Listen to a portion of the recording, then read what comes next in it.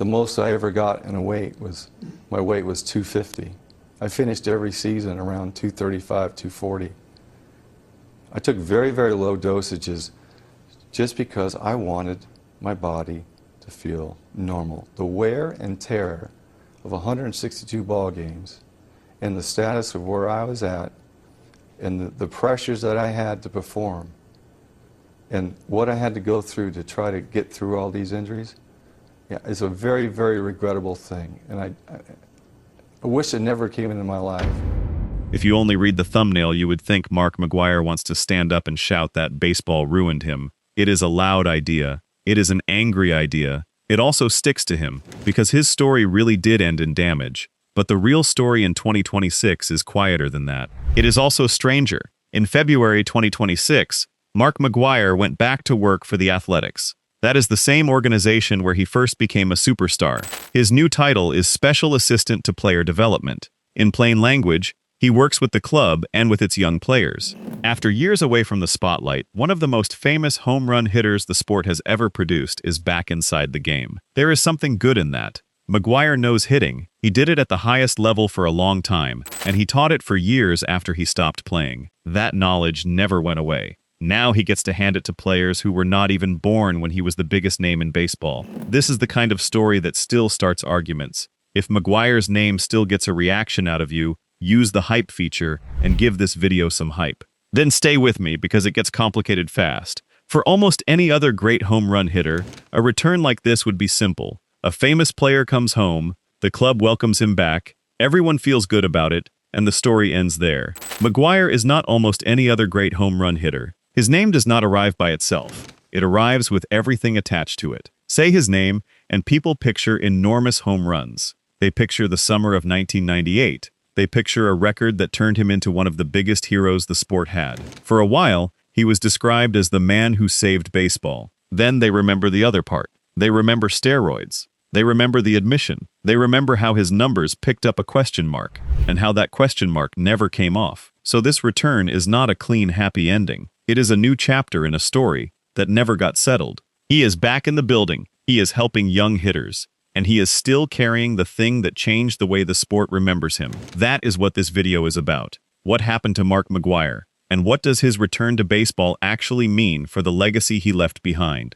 To understand why his fall hit so hard, you first have to understand how high he was standing. Mark McGwire did not sneak into the sport. He arrived, and he mattered right away. He won Rookie of the Year, which is the award for the best first-year player in the league. That award says something simple. From the moment he showed up, he was already better than almost everyone around him. Most players need time. They struggle. They adjust. They learn big league pitching slowly, and some of them never learn it at all. McGwire did not need that runway. He was a problem for pitchers from the beginning. Then he stayed a problem. He was chosen for the All-Star game 9 times. That number matters more than people realize. 1 All-Star selection can be a hot couple of months. 2 can be luck. 9 is a decade of being one of the best players in the sport, over and over, in front of everybody. 9 also tells you something about consistency, which is the hardest thing to hold on to in this sport. Baseball is played almost every day for months. There is nowhere to hide. A weakness gets found, and once it is found, every pitcher in the league knows about it by the weekend. Staying near the top of that grind for years means you kept solving problems as fast as other people invented them. That is not raw ability. That is ability plus stubbornness. Awards can always be argued about, but they do tell you how a player was seen by the people watching most closely. Rookie of the Year says he arrived as a serious talent. 9 All-Star selections say he stayed 1. Those 2 facts together describe a career with no soft middle. He also won a World Series championship. That is the top of the mountain in baseball. Plenty of brilliant players go their whole careers without one. Talent alone does not get you there. You need a team, a season, and a run of games that goes your way. McGwire got there. He has the title that most great players never collect. And then there is the number that follows him everywhere. He finished with 583 home runs. Take a second with that. A player who hits 20 home runs in a season is a real threat. A player who hits 30 is a star. Now stack season after season of that, for year after year, until the total climbs past 500 and keeps going. That is what 583 looks like from the inside. It is not one magic summer. It is a career of doing the hardest thing in the sport more often than almost anyone had ever done it. Home runs are also the one statistic that everybody understands. You do not need to know anything about baseball to know what a home run is. A person hits the ball leaves the field, and everyone watching reacts at the same moment. That simplicity is why home run hitters become famous in a way other players do not. McGwire sat at the top of the most understandable skill in the game. He was not just productive, he was feared. That word gets used loosely in sports, but with McGwire it meant something specific. Pitchers had to think about him differently. Managers had to plan around him. The entire shape of an inning changed when he walked to the plate, because one swing could erase everything that had happened before it. That is the part people forget when they only talk about the scandal. Before any of that, he was one of the most dangerous hitters the game had produced. He was the reason people arrived early. He was the reason people did not leave. When a stadium is full and one man can flip the score with a single swing, that man becomes the main event. Being feared also changes how a player is treated off the field. McGwire was not simply a good baseball player known to baseball fans. He became a famous person. He became one of the faces that people who barely followed the sport could still recognize. That is a rare level of fame. Most athletes never touch it. Fame at that size also changes the deal a player is in. It stops being only about baseball. Your name gets used by people who have never watched a full game. Your face turns up in places that have nothing to do with the sport. You become a kind of public property, and public property gets treated very differently when something goes wrong. This matters for the rest of the story, and it matters a lot. The steroid controversy only became this powerful because McGwire had built something enormous first. If he had been an ordinary player, an admission would have been a small item that faded in a week. Nobody rewrites a legacy for a player who did not have one. But he was not an ordinary player. He was one of the biggest stars in the sport. He had awards, he had the ring, he had a career home run total that put him in a very small group. He had the kind of reputation that makes a person feel permanent. So when the story changed, it did not just change a career. It changed the meaning of an entire era that he had helped define. The higher the reputation, the further it has to fall. Hold that in your mind as we go forward. Every good thing you just heard is real. He earned those awards, won those games. He hit those home runs. None of that gets deleted. What changes is not the record book. What changes is the way people feel about the record book. And no season shows that better than the one that was supposed to be his greatest. In 1998, Mark McGwire became one of the faces of the most famous home run race in baseball history. If you have never followed a chase like that, here is what it does to a sport. Baseball is a long season. Most games do not matter much on their own. A home run chase changes that completely. Suddenly, every single at-bat carries weight. People check the number every day. People who do not care about standings care about one man and one swing. McGwire was at the center of it. He was playing for St. Louis, and he was hitting home runs at a pace that made people stop and pay attention. Then he did the thing that seemed almost impossible. He broke Roger Maris's single-season home run record. Records like that are not just numbers, they are landmarks. They sit in the sport for decades, and people grow up assuming they will never move. When one of them finally falls, it feels like a door opening. It feels like watching history change shape in real time. Roger Maris's number had been sitting in the record book for a very long time before McGwire got near it. That is what gives a record its weight. Not the number itself, but the years of people failing to reach it. Every season that passes without anyone getting close makes a record feel a little more permanent and a little more impossible. McGwire did not just pass the record, he blew past it. He finished the season with 70 home runs. 70. In one season. Think about what that means next to the career totals of most players. There are professionals who never hit 70 home runs in their entire lives. He did it between spring and autumn, and it was not a total that crept up quietly at the end of the year. A chase like that is public every single day. There is no privacy in it. Everyone can see the number, everyone can do the maths, and everyone knows exactly how far there is left to go. He had to keep producing while the entire sport watched the count. This was the peak of his public image, and it was not close. Before 1998, he was a star. After 1998, he was something bigger than a star. He was the story. He was the answer to the question of who the most famous player in the sport was. He picked up a nickname that tells you everything about how he was seen at the time. People called him the man who saved baseball. That is not a small thing to say about a person. It puts him above the sport itself. It suggests the whole game needed rescuing, and that he was the one who did it. Now, whether any single player can truly save an entire sport is a question people can argue about forever. What matters here is not whether it was literally true. What matters is that people believed it enough to say it. That is the size of the reputation he had built. That is how he was viewed. Nicknames like that are not handed out by one person. They spread because enough people agree with them. For a phrase that big to attach itself to a player,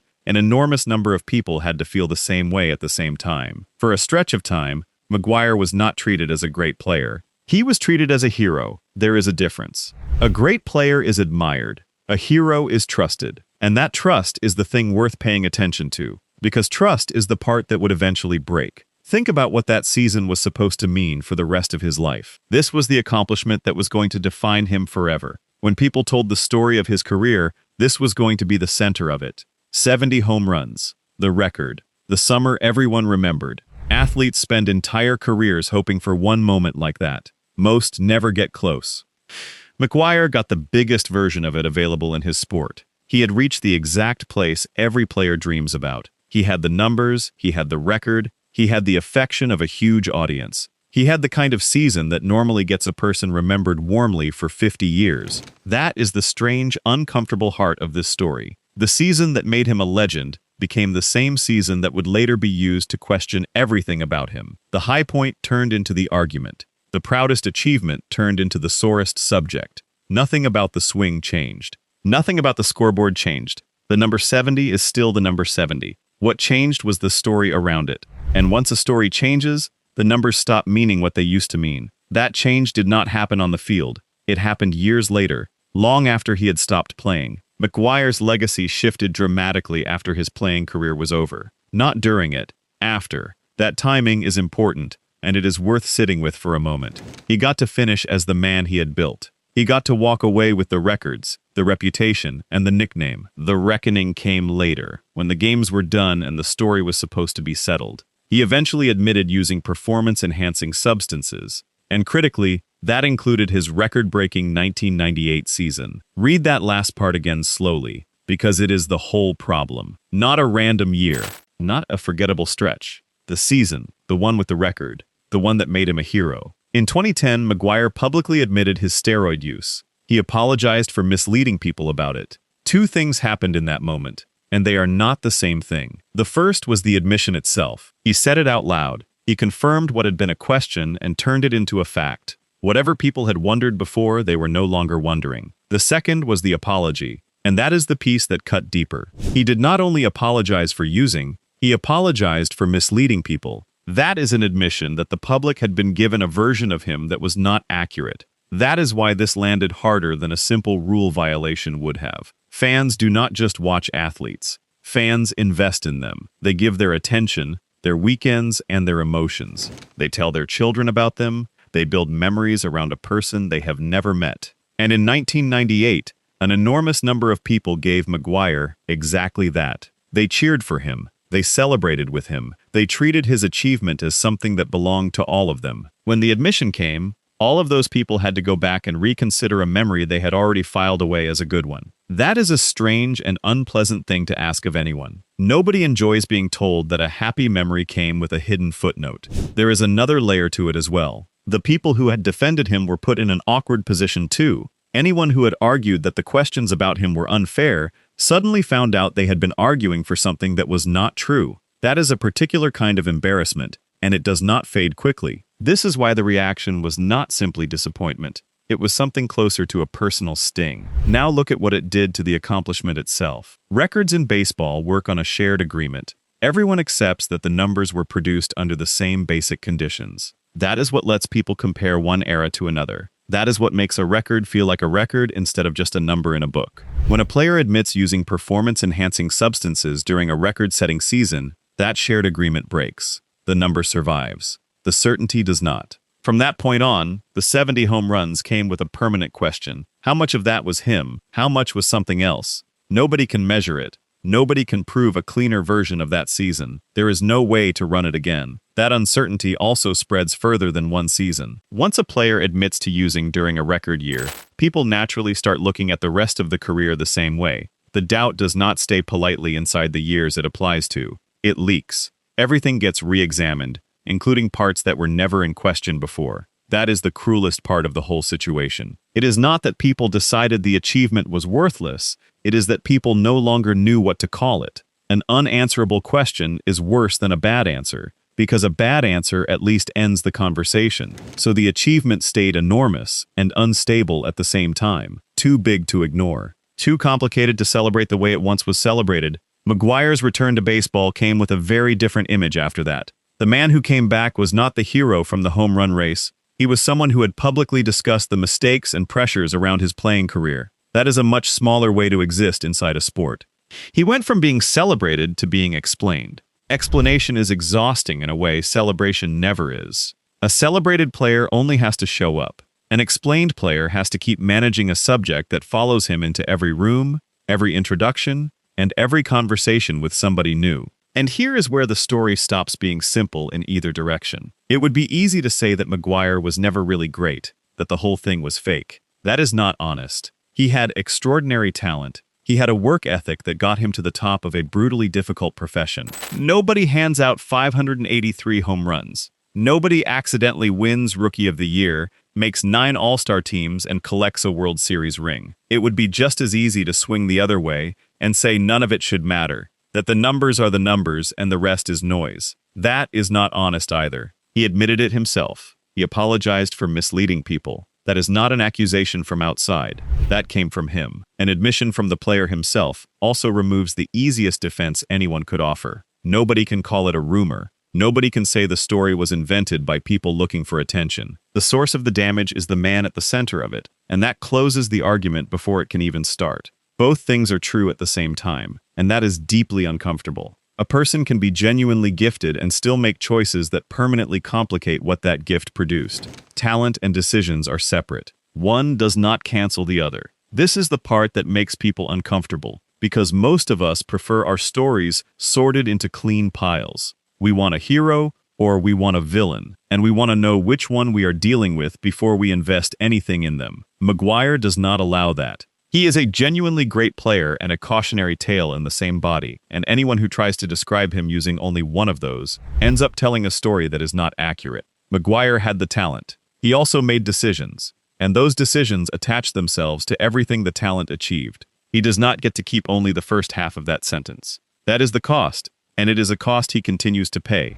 because the consequences did not stop when the apology ended. They followed him into the place where baseball decides who gets remembered forever. The Hall of Fame is the sport's memory. It is where baseball keeps the players it wants future generations to know about. Getting in is the closest thing the game has to being made permanent. Look at McGwire's case on paper, and it seems like it should be easy. He hit 583 home runs. He was an All-Star 9 times. He was Rookie of the Year. He won a World Series championship. He was one of the most feared power hitters the sport has ever seen. He held the single-season home run record. Those are not borderline credentials. That is a career that would normally be treated as an obvious yes, and he remains outside the Baseball Hall of Fame. The steroid controversy is why. His admission of steroid use has kept him from Hall of Fame election. That leaves him in one of the strangest positions in the sport. He is one of the most famous home run hitters in baseball history, and he is not in Cooperstown. Sit with how odd that is. If you asked a room full of casual fans to name the biggest home run hitters they could think of, McGwire's name would come up quickly. He is famous. He is recognized, he is part of how people talk about the sport, and the building that exists specifically to honor that kind of career does not have him in it. This is the part of the story that shows the true weight of what happened. An apology can be given, a statement can be made, time can pass, but this consequence just sits there, year after year, unmoved. It is also the clearest possible measure of the damage. Every other part of the fallout is hard to see. You cannot photograph a damaged reputation. You cannot count how many people changed their opinion of a summer they once enjoyed. Those things live inside people's heads. The Hall of Fame is different. It is a physical place with a list of names. Either you are on the list or you are not. There is no partial credit and no room for interpretation. It is the one piece of this story that anyone can check. There is also no expiry date on it. Most consequences soften with time. People move on, attention shifts, and the sharpest opinions eventually dull. This one does not work that way. Every time the subject comes around again, the same absence is still sitting there to be pointed at, and that is what makes it hurt as a verdict. It is not a debate, It is a result. Think about what that means for how his career gets told from now on.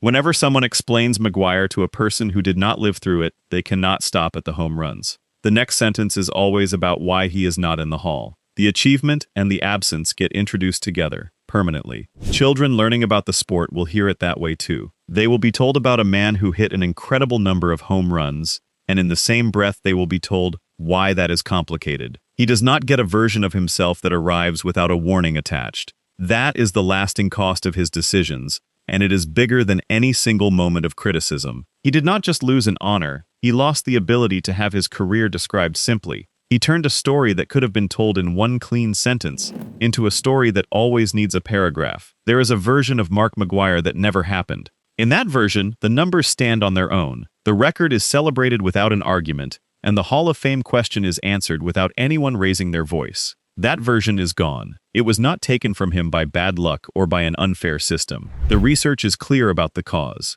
His admission of steroid use is what prevented his election. He built something extraordinary, and then he made choices that stopped that extraordinary thing from being counted the way it otherwise would have been. That is the hardest sentence in his entire story, but it is not the end of it. Because here is the thing that makes McGwire genuinely unusual among the players tied to that era. He never completely left baseball. You might expect a story like this to end with a man disappearing. That is often how it goes. The reputation takes the hit, the phone stops ringing, and the person quietly exits the sport that made them famous. That is not what happened. McGwire became a hitting coach with the St. Louis Cardinals. Later, he became a hitting coach with the Los Angeles Dodgers. Then he served as bench coach for the San Diego Padres from 2017 to 2018. Those are not ceremonial jobs. A hitting coach is responsible for the part of the game that decides most outcomes. If the hitters do not produce, the coach is the person who hears about it. It is a demanding, visible role, and clubs do not fill it with people they are merely being polite to. A bench coach sits even closer to the center. That position is the second voice in the dugout, working beside the manager through the daily grind of a long season. So while the public conversation about McGwire was stuck on one subject, professional baseball was doing something completely different. It was hiring him, repeatedly, across multiple organizations. For years, these were not brief stops either. He held serious jobs across 3 different clubs, which means 3 separate sets of decision-makers looked at the same man and reached the same conclusion about how useful he was. That is the contradiction at the middle of his post-playing life, and it is worth stating plainly. The public verdict on Mark McGwire was harsh. The professional verdict was not. Those 2 verdicts were measuring different things, which is exactly why they came out differently. The public was judging what his career meant. That is a question about honesty, fairness, and how the record book should be read. On that question, the answer went against him hard. Clubs were judging something narrower. They wanted to know whether he could help players hit a baseball better. That is a practical question with a practical answer, and it has nothing to do with how anyone feels about 1998. His understanding of hitting was real. His experience of the professional game was real. He had spent a career learning how the highest level of the sport actually works, and that knowledge did not become less useful because of what came out later. Some people will find that comforting. Others will find it frustrating. Both reactions make sense. If you believe the consequences should have been total, then a steady coaching career looks like the sport quietly deciding the punishment had limits. If you believe a person should be able to keep working after admitting a mistake, then it looks like a man doing an honest job and being useful. There is a middle position too, and plenty of people live in it. They accept that he did something wrong, they accept that the Hall of Fame result is fair, and they still believe a man should be allowed to keep working after it. That position does not make headlines, but it is probably where most of the sport quietly landed in the end. The research does not settle that argument, and neither will this video. What it does show is that both things ran side by side for years. The reputation stayed damaged. The employment continued anyway. That is the bridge between the man who apologized in 2010 and the man who walked back into an athletics building in 2026. Nothing about his return came out of nowhere. He had been working in the sport in serious roles, in front of professionals who evaluated him on results. Which brings us all the way back to where this story started. In February 2026, Mark McGwire returned to the athletics organization. His position is special assistant to player development. His role involves working with the organization and with its young players. The symbolism is impossible to miss. This is the club where his superstar identity was created. This is where he first became the player everyone would later argue about. Decades on, he walked back through the door. But he did not return as the same person, and the sport did not receive him as the same person. He came back as an older, former player, whose career is now viewed through a much more complicated lens. The applause is not automatic anymore. The introduction is not simple anymore. Everyone in the room knows the full story, including the parts nobody enjoys discussing. There is also a quieter change in what he is actually there to do. For most of his life, the job was straightforward. Hit the ball hard, hit it far, produce runs. Everything was measured in his own results, and those results were public every single day. That is over. He is not there to hit anything. He is there to help other people hit. That is a genuinely different kind of work. As a player, the pressure is on your own hands. As a development advisor, the outcome belongs to somebody else. You give someone information, and then you step back and watch what they do with it. If it works, they get the moment. Their name goes in the box score. Your part stays invisible. For a man who spent years as the loudest name in the sport, that is a significant shift. The role is quiet by design. The spotlight belongs to the young players now. That is a difficult adjustment for anyone who was once the center of attention. The sport does not slow down for former stars. It simply gives them a new place to stand, usually further from the camera, and expects them to be comfortable standing there. And these are players who never saw him play. To them, 1998 is not a memory. It is something they might have heard about, the way you hear about anything that happened before you were paying attention. They are not meeting a hero or a villain. They are meeting a man in a uniform who knows a great deal about hitting a baseball and is willing to explain it. There is something almost fair about that. In that room, on those days, his value is measured by whether the information helps. Not by the argument, not by the ballot, by whether a young hitter walks away with something useful. There is no scoreboard for that. There is no daily number for anyone to check. The work either helps or it does not, and mostly nobody outside the building will ever know which. That is a quieter kind of success. That is what his return actually is. It is not an apology tour and it is not a victory lap. It is a job. It is also the only kind of return still available to him, and that is the point people miss. He cannot go back and take the record cleanly. He cannot unsay the admission. He cannot argue his way into Cooperstown by being helpful. None of the damage is reversible. What he can do is be useful now, in the place where his story began, to people whose stories have not been written yet. So what does Mark McGwire's legacy actually mean today? It means two things that refuse to fit together neatly, which is exactly why people are still arguing about it. On one side, the accomplishments are enormous and they are not going anywhere. 583 career home runs, 9 All-Star selections, Rookie of the Year, a World Series championship, 70 home runs in a single season, the former holder of the single-season home run record. Put that list in front of someone with no context, and they would assume they were reading about one of the most honored players in the history of the sport.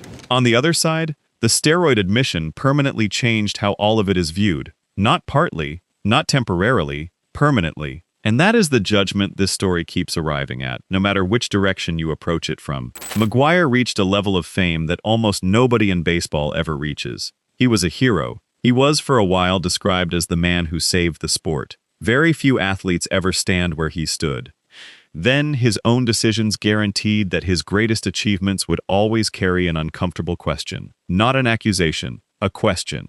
And a question that can never be closed, because there is no way to prove what those seasons would have looked like without it. He did not lose the numbers. He lost the certainty around them. He lost the right to have them mean one clean thing. That is a strange kind of loss. Because from the outside, nothing looks missing. The trophies exist. The record happened. The career is documented in full. What went missing is the simple version of the story, and simple is the only version most people ever have room for. That is the tension in his story, and it is not going to resolve. People will keep debating whether the achievements should count, whether the punishment fits, and whether Cooperstown will ever change its mind. That debate has been running for years, and it shows no sign of ending. But there is one more thing to say, and it is worth saying properly. Mark McGwire is not finished. He is still in the sport. He is still working. In February 2026, he took a role with the Athletics that puts his experience to use for a new generation of players. That is a real thing,